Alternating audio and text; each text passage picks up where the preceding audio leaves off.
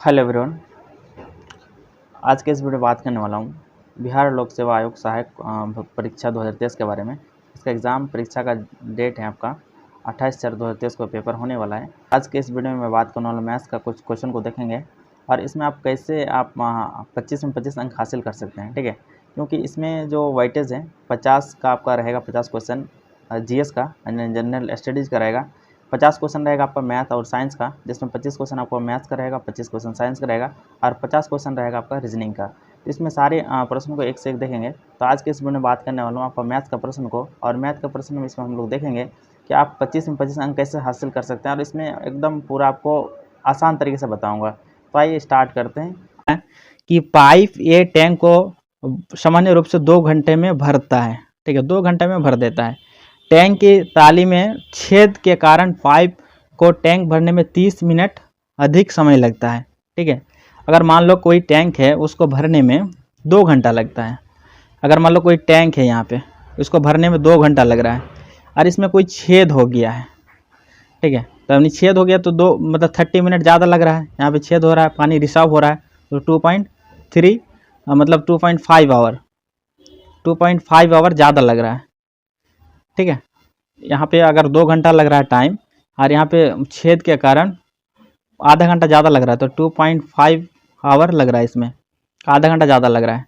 तो फिर पूछ रहा है तो लीक के कारण टैंक को खाली होने में कितना समय लगेगा।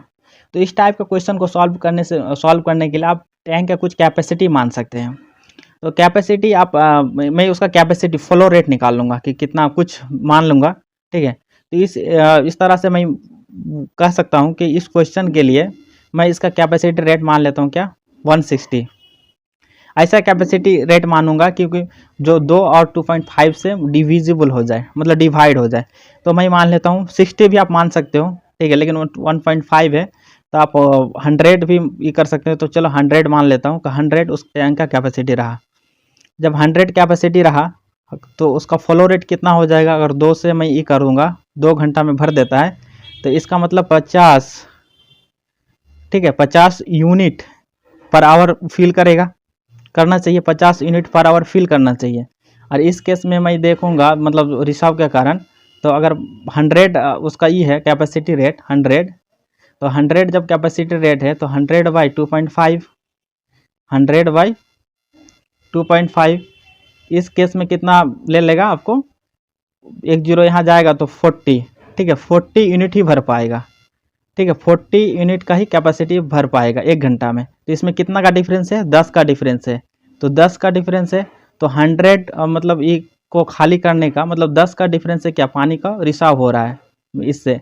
तो 100 को खाली करने में कितना से रिसाव होगा, तो 100/10, तो यहाँ पे 10 घंटा में खाली कर देगा।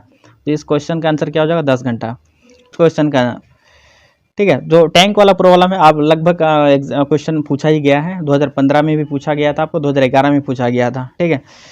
एक बैग में 25 पैसा, 10 पैसा, 5 पैसा के सिक्के हैं, किस रेशियो में, 1:2, 2:3 रेशियो के अनुपात में। यदि इसमें कुल 30 रुपया है तो 5 पैसे के सिक्कों की संख्या क्या होगा, ठीक है।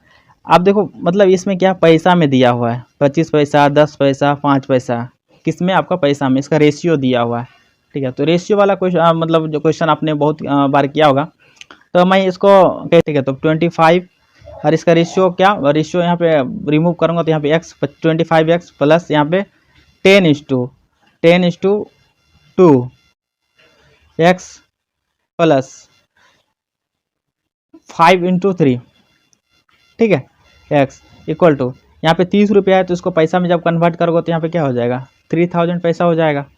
जब इसको सॉल्व करोगे और सॉल्व करके कैलकुलेट जब हम लोग करेंगे इसको, तो इसका रिजल्ट क्या आ जाएगा, यहाँ पे देख सकते हैं 25x और यहाँ पे हो जाएगा आपका 20x, ठीक है, और यहाँ पे हो जाएगा आपका 15x। तो 25 और यहाँ पे कितना हो जाएगा, 25 और 15x 40x, और यहाँ पे हो जाएगा 20x, तो यहाँ पे हो जाएगा 60x, ठीक है। तो 60x इक्वल टू हो जाएगा 3000। तो x का वैल्यू यहाँ से निकल जाएगा मुझे, x का वैल्यू क्या निकल जाएगा,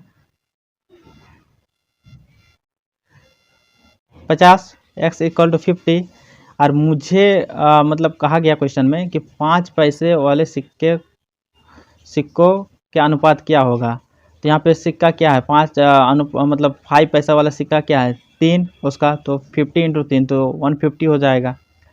ठीक है, तो इसका क्या रेशियो हो जाएगा 150 हो जाएगा। ओके, आइए नेक्स्ट क्वेश्चन देखते हैं मैथ का।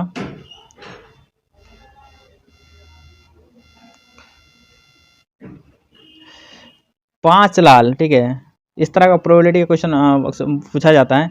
5 लाल तथा 4 सफ़ेद जूते यदि कोई व्यक्ति मतलब उसका प्रोबेबिलिटी का क्वेश्चन है, एक जूता उठाता है तो यह सफ़ेद जूता होने की मतलब उसका प्रोबेबिलिटी क्या होगी।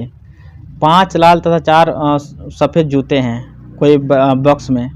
तो इस टाइप के क्वेश्चन को सॉल्व करने का समझो इस तरह से कि एक कंटेनर है, इसमें क्या 5 रेड शूज है और 4 आपका वाइट शूज है। ठीक है, अब जब एक काम करो इस तरह को मतलब बॉक्स में है तो आपको पता नहीं टोटल कितना है 9 है, टोटल 9 है, टोटल 9 हो जाएगा डिनोमिनेटर में। न्यूमरेटर का बात करेंगे तो हम किस में ये कर रहे हैं, प्रोबेबिलिटी आपका क्या हो जाएगा सफ़ेद में ही है, तो सफ़ेद यहाँ पे क्या है 4 है, तो 4/9 हो जाएगा। क्योंकि जब आप ये करोगे, आप जब बॉक्स में हाथ डालोगे तो आप कोई ज़रूरी नहीं कि आप एक बार में ही आपका ये निकल जाए, मतलब सफ़ेद जूता निकल जाए। अगर एक बार में निकाल लेंगे तो 100% प्रोबेबिलिटी हो जाएगा फिर। ठीक है, प्रोबेबिलिटी फिर रहा नहीं ना। तो यहाँ पे परसेंटेज मतलब के टर्म है, प्रोबेबिलिटी का मतलब होता है या तो 0 से 100, 0 से 1 के बीच इसका वैल्यू होगा, 0 से 1 के बीच। तो इस तरह से अगर देखें तो इस क्वेश्चन का आंसर क्या हो जाएगा 4/9 इसका प्रायिकता हो जाएगा, यानी प्रोबेबिलिटी हो जाएगा। यानी 4 ही मतलब ये है ना सफ़ेद है ना, इसी में से तो हमको निकालना है, तो 4/9 टोटल क्या है 9 है। ठीक है, तो प्रोबेबिलिटी का जब डिटेल में पढ़ाया जाता है तो उसमें हम लोग क्या क्या इसका संभावना है उसको भी हम लोग देखते हैं। आइए नेक्स्ट क्वेश्चन देखेंगे। 1997 में एक नए ओवन की कीमत 2500 रुपया थी। ठीक है, 1997 में एक नए ओवन की कीमत कितना थी 2500 रुपया थी। 2000 में उस प्रकार के ओवन की कीमत 4800 रुपया हो गई। उस प्रकार के ओवन की कीमत 4800 रुपया होगी। 1997 से 2000 के बीच की प्रतिशत बढ़ोतरी क्या होगा। ठीक है, आप देखिए कि इसमें यहाँ से यहाँ का डिफरेंस यहाँ पे 3 साल में 1997 में 2500 थी और 2000 में हो गया आपको 4800 रुपया। तो यहाँ पे कितना का डिफरेंस हो गया आपका, यहाँ पे आपका डिफरेंस कितना का हो गया 4800 रुपया और यहाँ पे 2500 रुपया। तो यहाँ पे डिफरेंस आपका हो गया 2300 रुपया आपको बढ़ गया। ठीक है, अब बोला कि प्रतिशत बढ़ोतरी कितने का प्रतिशत बढ़ोतरी हुई, तो 2500 में 2300 बढ़ा। ठीक है, तो 2500 में 2300 बढ़ा, तो यहाँ पे अब मैं इसको परसेंटेज में पूछ रहा है तो परसेंटेज में निकाल दूंगा, सिंपल क्वेश्चन था आपको 2500 के, तो यहाँ पे 92% की बढ़ोतरी हो गई। ठीक है, 92% की बढ़ोतरी हो जाएगी। इस क्वेश्चन का आंसर क्या हो जाएगा 92% की बढ़ोतरी हो जाएगी। तो अब 23 को 4 से मल्टीप्लाई करेंगे तो क्या हो जाएगा 92 हो जाएगा। नेक्स्ट देखते हैं हम लोग। प्रतिदिन 15 मिनट आगे हो जाती हैं। 12 बजे दोपहर को समय इसका सही मिलाया गया, प्रातः 4 बजे समय क्या होगा, यानी प्रातः 4 बजे समय क्या होगा, यानी सुबह 4 बजे के बाद बोल रहा है। तो 12 से 12 मतलब 12 बजे दिन में अगर मिलाया गया तो 12 बजे रात तक 12 घंटा और फिर 4 घंटा, यानी 16 घंटा के बाद समय पूछ रहा है। तो 24 घंटा में मेरा कितना का डिफरेंस आ रहा है, आपका 15 मिनट का डिफरेंस आ रहा है। तो 16 घंटा में कितना मिनट का डिफरेंस आएगा, तो 16 घंटे में आ जाएगा 15/24 × 16। ओके, तो 16 यहाँ से, तो यहाँ पे 8 दूनी 16, 8 तिया 24, यानी 5 तिया 15, यानी 10 मिनट का डिफरेंस आ जाएगा, 10 मिनट ज़्यादा हो जाएगा। इस क्वेश्चन का आंसर हो जाएगा यानी 4:10 शो करेगा, 10 मिनट का डिफरेंस आ जाएगा। इसको रेशियो से भी आप कर सकते थे कि 24 घंटा में आपको 15 मिनट का आ रहा है। ठीक है, तो यानी 16 घंटा में कितना का आ जाएगा, यहाँ पे रेशियो कितना आ गया, यहाँ पे 8 2:, यहाँ पे 3 रेशियो, तो 3 का वैल्यू यहाँ पे कितना है 5 मतलब 15 है, तो 3 का वैल्यू यहाँ पे क्या हो जाएगा 5 हो जाएगा। तो यहाँ पे फिर 5 से मल्टीप्लाई कर देंगे तो 10 मिनट का डिफरेंस शो करेगा, मतलब 10 मिनट आगे दिखाएगा, तो यानी 4:10 टाइम हो जाएगा। नेक्स्ट क्वेश्चन देखते हैं।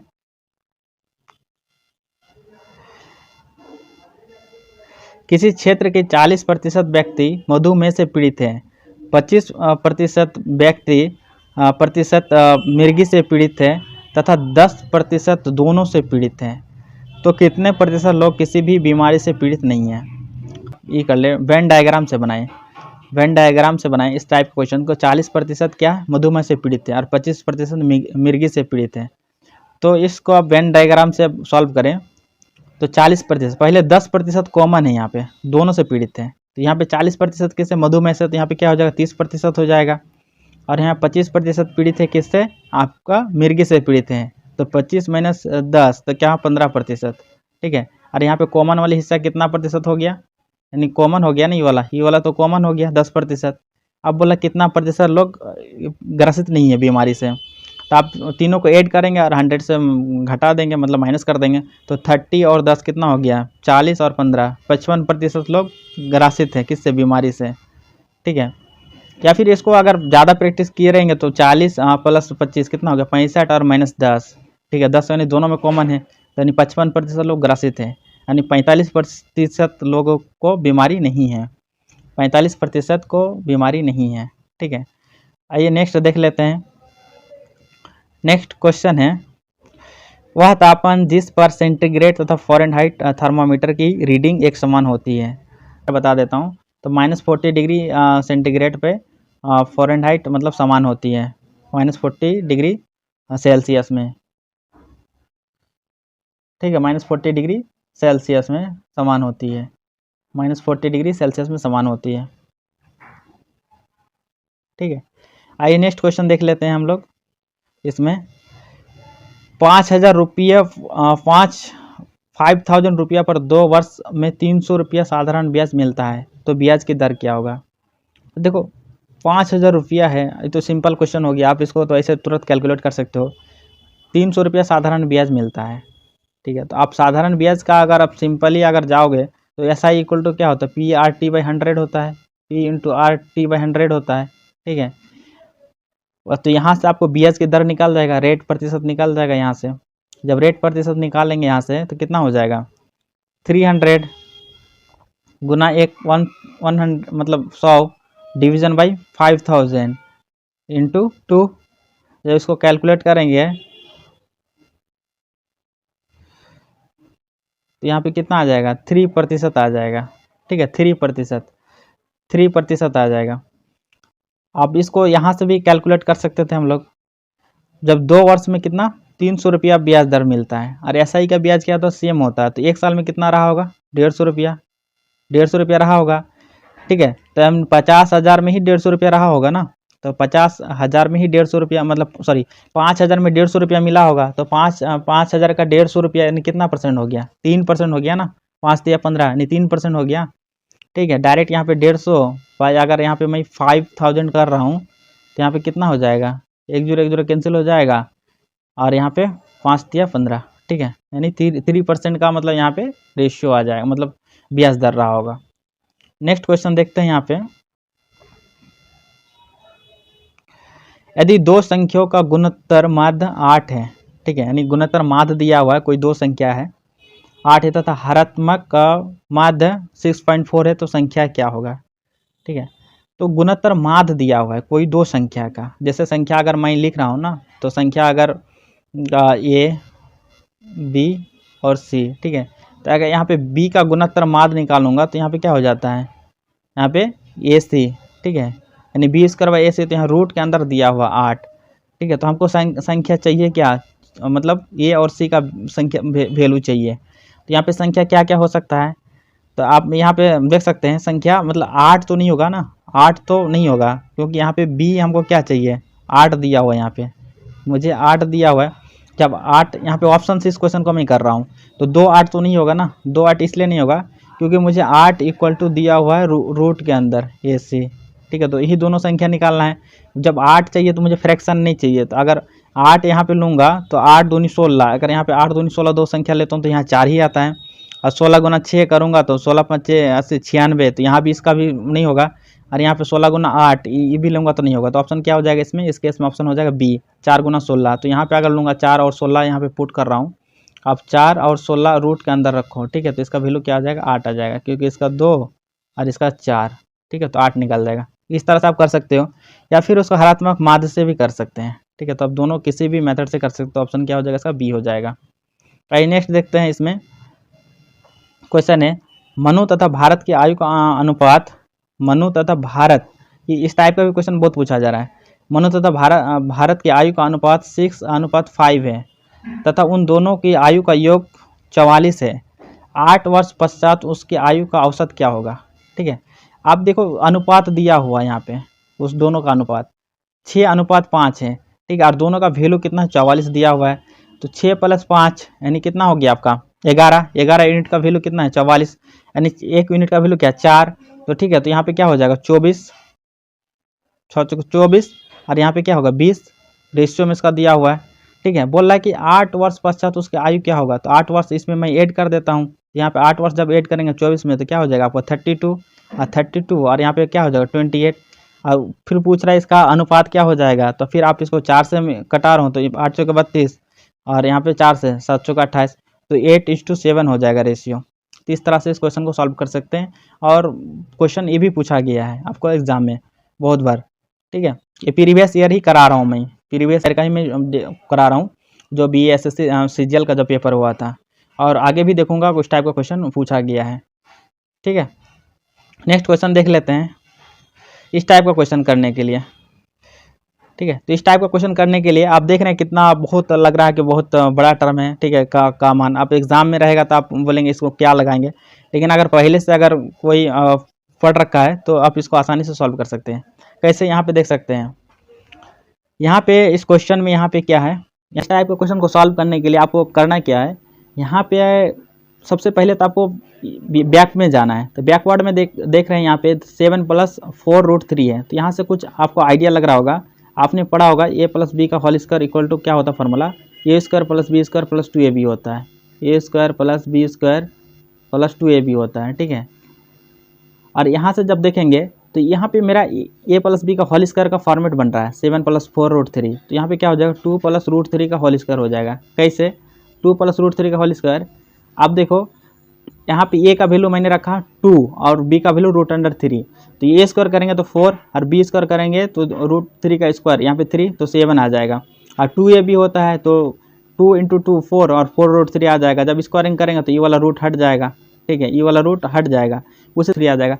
फिर सेम यहाँ पे अगला में प्रोसेस करेंगे, फिर इसके साथ करेंगे और फिर यहाँ पे देख लेंगे तो इसका रिजल्ट क्या आ जाएगा। अब सॉल्व करेगा अब इस तरह से इसका वैल्यू क्या आ जाएगा? 1 आ जाएगा। ठीक है, इस तरह का क्वेश्चन को सॉल्व करने का यही तरीका है। नेक्स्ट क्वेश्चन देख लेते हैं। ठीक है, गीता तथा सीता की आयु, गीता तथा सीता की आयु बराबर है। दोनों की आयु क्या बराबर है? गीता, रीना तथा सीता की आयु का कुल एक 88 है। तीनों का आयु का 88 है। रीना की आयु गीता तथा सीता की आयु के योग के बराबर है, यानी इस दोनों का आयु जितना होगा उतना अकेले किसका होगा? रीना की आयु होगा। ठीक है, रीना का आयु होगा तो रीना का आयु कितना होगा? तो यहाँ पे देखो, यहाँ पे इस दोनों का आयु क्या इक्वल है, मतलब दोनों का आयु बराबर है। अगर बराबर है, इस दोनों का आयु बराबर है तो 1 यूनिट 1 हो जाएगा और 1 यूनिट ई हो जाएगा। ये दोनों बराबर है तो 2 यूनिट का वैल्यू कितना दिया? 88 दिया हुआ है। 2 यूनिट का वैल्यू कितना? 88 दिया हुआ है। तो 1 यूनिट का वैल्यू कितना हो जाएगा? 44 साल हो जाएगा। तो रीना का आयु 44 साल हो जाएगा। ठीक है, रीना का आयु कितना साल हो जाएगा? 44 साल। और गीता और सीता का आयु कितना हो जाएगा? 22 साल करके हो जाएगा।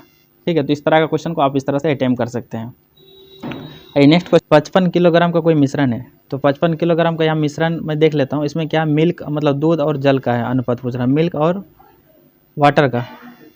इसमें 7:4 दिया हुआ है। तो 7:4 तो यहाँ पे मिल्क का निकल जाएगा आपको। तो 7 और +4 क्या 11 यूनिट का वैल्यू क्या 55 है। तो 1 यूनिट का वैल्यू 5 तो 7 मतलब मिल्क रहा होगा और वाटर यहाँ पे 4 है। तो यानी 5 चौके 20 लीटर रहा होगा। और मुझे चाहिए क्या 7:6 का अनुपात में चाहिए, यानी वाटर को मुझे मिलाना पड़ेगा इसमें। तो वाटर यहाँ पे मैं कितना ऐड करूँ? तो यहाँ पे देखो 7:6 का रेशियो में चाहिए। ठीक है, तो यहाँ पे 1 यूनिट का वैल्यू कितना है 5 है। तो यहाँ पे 2 यूनिट अगर मैं वाटर ऐड कर देता हूँ, क्योंकि मुझे रेशियो क्या फिक्स है। यहाँ पे भी 7:6 क्या 13 और 13 जब यहाँ पे फिक्स है इसका, और यहाँ पे डिफरेंस किस में आ रहा है? वाटर में आ रहा है। तो यहाँ पे ऐड क्या हो जाएगा आपको 10 अगर मैं यहाँ पे वाटर ऐड करता हूँ तो यहाँ पे क्या हो जाएगा 30 हो जाएगा। और 30 और यहाँ पे 35 यहाँ पे 65 हो जाएगा। और 65 जब हो जाएगा तो 65 किसका यहाँ पे 7:6 का वैल्यू कितना 65, तो 1 का वैल्यू कितना आ जाएगा आपका 5। तो फिर आपका सेटिस्फाइड कर जाएगा 35 और 36। तो इसमें क्या हो जाएगा इसका हो जाएगा 10 किलोग्राम वाटर अगर ऐड करेंगे 10 kg तो फिर आपका वैल्यू सेम हो जाएगा। ठीक है, नेक्स्ट क्वेश्चन देख लेते हैं यहाँ पे। वह छोटी से छोटी संख्या कौन सी है जिसमें यदि 675 को गुना किया जाए तो गुणनफल एक पूर्ण घन प्राप्त हो जाएगा। ठीक है, अब देखो 675 को छोटी से छोटी संख्या से गुना करना है जो गुणनफल पूर्ण घन हो जाएगा। पूर्ण घन का मतलब होता है जो क्यूब रूट निकालता है। ठीक है, क्यूब रूट यानी 675 को आप लिख सकते हो क्या 25 इंटू आप क्या कर सकते हो इसमें 27। ठीक है, आप देखो क्यूब रूट तो 27 का तो क्यूब रूट पता है 3 होता है, 25 का क्यूब रूट तो होता नहीं है, लेकिन अगर आप 5 से मल्टीप्लाई कर दोगे तो फिर इसका क्या निकल जाएगा, क्यूब रूट निकल जाएगा। तो इसका क्या हो जाएगा 5 से अगर मल्टीप्लाई कर देंगे 675 को तो इसका आंसर हो जाएगा 5। तो आप इस तरह से क्वेश्चन को आप क्विकली सॉल्व कर सकते हो। नेक्स्ट क्वेश्चन देख लेते हैं। अभी मैंने पिछला क्वेश्चन में मैंने बताया था। ठीक है, इस सेम क्वेश्चन यहाँ भी पूछा गया है, उस टाइप का ही। एक नल एक टंकी को 8 घंटे में भर सकता है, दूसरा नल बी उसे 6 घंटे में भर सकता है। यदि दोनों नल ए और बी खोल दिए जाए एवं 2 घंटे के बाद ए नल बंद कर दिया जाए तो दूसरा नल बी उस टंकी को आप कितने घंटों में भर सकता है। ठीक है, तो आप इसको सॉल्व कर सकते हो। कोई 2 नल है, एक नल क्या 8 घंटा में उसको फिल कर सकता है, ये क्या 8 घंटा में उसको फिल कर सकता है, बी उससे 6 घंटा में फिल कर सकता है। ठीक है, तो इस दोनों का मैं इफिशिएंसी निकाल लूँगा। जब इफिशिएंसी कैसे निकालूंगा, 8 और 6 का एलसीएम कितना होगा 24। ठीक है, तो ये कितना से फिल कर रहा हो 3, इसका इफिशिएंसी आ जाएगा ए का, और बी का इफिशिएंसी कितना आ जाएगा 4 आ जाएगा। ठीक है, बी का इफिशिएंसी 4 आ जाएगा। यदि दोनों नल ए और बी खोल दिए जाए और 2 घंटे बाद ए नल को बंद कर दिया जाए तो यहाँ पे ए और बी दोनों का इफिशिएंसी क्या है, काम करने का, भरने का क्षमता क्या है 3 और 4 यानी 7 का हो जाएगा। ठीक है, यहाँ पे क्या हो जाएगा 7 हो जाएगा। 3 प्लस ए और बी का भरने का क्षमता क्या हो जाएगा, ए प्लस बी का भरने का हो जाएगा आपका 7। तो 2 घंटे में कितना भर देगा 14 यूनिट फिल कर चुका होगा, और टोटल कितना 24 यूनिट। तो 24 माइनस 14 तो यहाँ पे कितना हो जाएगा 10 यूनिट बचेगा, और 10 क्या करेगा अकेला बी फिल करेगा। तो बी का इफिशिएंसी कितना निकाला था 4 निकाले थे, तो 4 तो 10/4 तो यहाँ पे 2.1/2 में फिल कर देगा। ठीक है, 2.1/2 में फिल कर देगा, क्योंकि यहाँ पे अगर जब मैं लिखूंगा तो यहाँ पे 5/2 हो जाएगा। 5/2 का आप लिख सकते हो 2.1/2, डायरेक्ट मैंने लिख दिया तो ऑप्शन क्या हो जाएगा डी हो जाएगा। उसको उसके क्रम के अनुसार मतलब व्यवस्थित कीजिए, मतलब डिक्शनरी के अकॉर्डिंग। ठीक है, तो डिक्शनरी के अकॉर्डिंग आप जब देखेंगे शब्द BAN सब में BAN है, BN सब में है, BN सब में है, तो अगला टर्म देखेंगे हम, चौथा टर्म देखेंगे QDG। ठीक है, NN, तो यहाँ पे अगला टर्म यहाँ पे D, तो सबसे पहले क्या हो जाएगा तीसरा टर्म हो जाएगा, क्योंकि यहाँ पे D पहले आया है, और यहाँ पे उससे पहले क्या हो जाएगा G हो जाएगा। ठीक है, G, उसके बाद फिर GA वाला हो जाएगा तो 3, उसके बाद फिर 5 वाला टर्म। ठीक है, तो यहाँ पे ऑप्शन क्या हो जाएगा B हो जाएगा। तो 102 का ऑप्शन क्या हो जाएगा B हो जाएगा। तो ठीक है, तो इस तरह से आप क्विकली देख सकते हो। 2 ऑप्शन से भी आप यहाँ पे ज़्यादा कॉम्प्लेक्स ऑप्शन नहीं बनाया, तो यहाँ पे 2 ऑप्शन से क्वेश्चन बन गया, तो इसका ऑप्शन क्या हो जाएगा B हो जाएगा। ठीक है, डिक्शनरी वाला में आप जो वर्ड कॉमन है उसका पहले आप उसको हटा ले। इसमें क्या था BAN सब में कॉमन था, तो मैंने क्या चौथा टर्म जाकर देखा फटाफट, तो D देखा, तो D इसमें तीसरा में आ रहा है और 5वें नंबर में D है, मतलब 5वां में नहीं है। तो उसका 5वां में क्या G, तो G वाला टर्म हो जाएगा, क्योंकि N तो बाद में आता है। तो यहाँ पे 3 और 5, तो ऑप्शन क्या हो जाएगा B हो जाएगा इसका। ठीक है, आइए नेक्स्ट क्वेश्चन देख लेते हैं। नेक्स्ट क्वेश्चन एक क्वेश्चन है आपका, यदि 38 + 15 = 66, 29 + 36 = 99, और 82 + 44 = क्या होगा। ठीक है, तो यहाँ पे आप देखेंगे तो यहाँ पे 66 है। ठीक है, 66 है, यहाँ पे एडिशन करके मतलब डिफरेंस से नहीं आएगा। यहाँ पे +36, तो यहाँ पे क्या है कितना आ जाएगा आपका 56 मतलब 65 आ जाएगा। ठीक है, और यहाँ पे मतलब 82 अगर ऐड करेंगे तो यहाँ बहुत ज़्यादा वैल्यू आ जा रहा है। ठीक है, यहाँ पे वैल्यू ही बहुत ज़्यादा आ रहा है। लास्ट वाला टर्म को देखेंगे तो एडिशन तो यहाँ पे काम नहीं किया है, ना ही यहाँ पे डिफ्रेंशिएशन काम किया है। यहाँ पे देख लेंगे उस तरह से हम लोग पहले क्या इसमें देखते हैं, पहले एडिशन, सब्ट्रैक्शन, डिवीजन, फिर मल्टीप्लिकेशन चेक करते हैं, और उसके बाद फिर अगर नहीं होगा तो स्क्वायर क्यूब वगैरह चेक करते हैं। तो इस क्वेश्चन में क्या किया है 38, तो यहाँ पे क्या ये मतलब सम किया है डिजिट का। 3 + 8 क्या हो जाएगा आपका 11 हो जाएगा, 3 + 8 11, और यहाँ पे 1 + 5 क्या 6 हो जाएगा, और 11 को आप जब 6 से मल्टीप्लिकेशन करेंगे तो यहाँ पे क्या हो जाएगा 66 हो जाएगा। ठीक है। उसी तरह यहाँ पे 2 + 9, 2 + 9 क्या होगा आपका 11 हो जाएगा। और यहाँ पे 3 और +6 यहाँ पे क्या हो गया 9, और 11 × 9 क्या हो गया 99 हो गया। उसी तरह यहाँ पे 8 + 2 10 हो जाएगा, और 4 + 4 8। जब 10 को मल्टीप्लिकेशन करेंगे 8 से तो यहाँ पे 80 हो जाएगा। ठीक है, तो इस तरह से आप रीजनिंग को अटेम्प्ट कर सकते हैं। इसका ऑप्शन क्या हो जाएगा, सी हो जाएगा। तो आई होप आप सबको वीडियो पसंद आया होगा।